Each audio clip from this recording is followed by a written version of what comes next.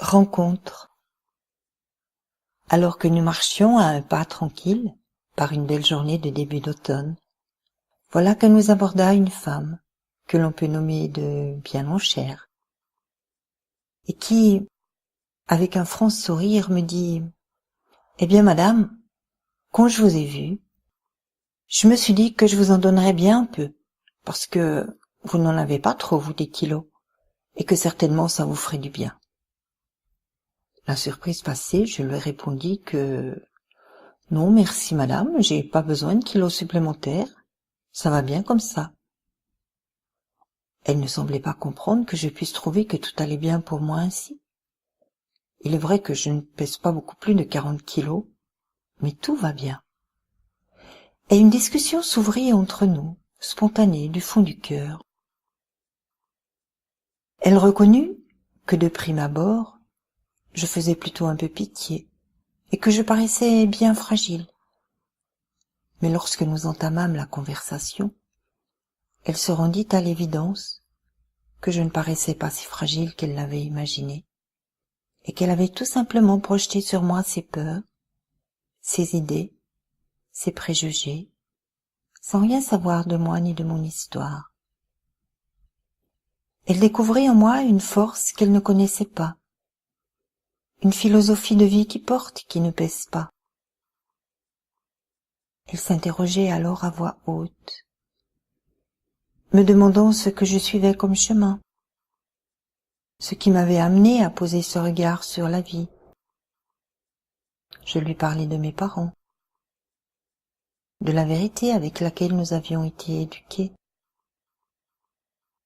de la cohérence de leurs discours et des actes qu'ils posaient, de l'importance de se vivre vrai plutôt qu'hypocrite, parce que l'hypocrite ne l'est qu'à son détriment, alors que de vivre vrai est profitable à tout l'entourage. Bref, nous avons partagé 15 minutes de marche, de rencontres de cœur à cœur, d'authenticité, de simplicité, puis, tout aussi soudainement qu'elle m'aborda, elle nous quitta, sans nous souhaiter tout de bon, et reprit sa marche à son rythme, qui était plus rapide que le mien, et elle disparut.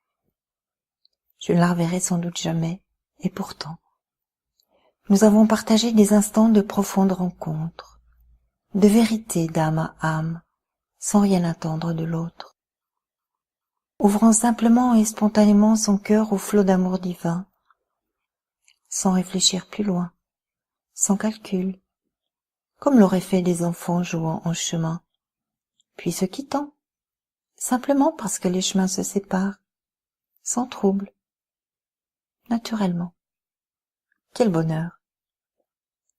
Rencontre de quelques minutes, rencontre d'éternité, rencontre simplement, alhamdulillah, louange et grâce à Dieu. La vie est jalonnée de telles rencontres, il suffit de les accueillir, de s'y soumettre, de ne pas se dérober, d'ouvrir son cœur, et la magie de l'amour divin fait le reste. Rencontre.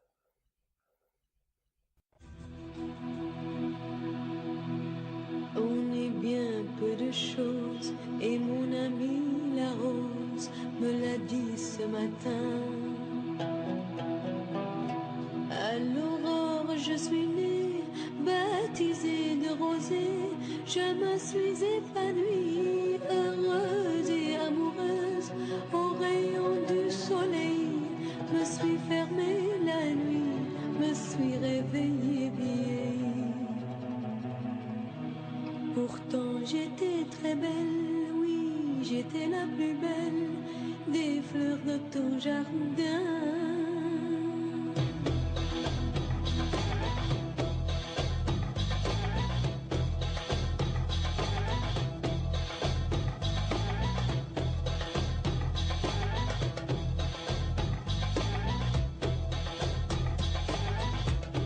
On est bien peu de choses, et mon amie la rose me l'a dit ce matin. Voilà Dieu qui m'a fait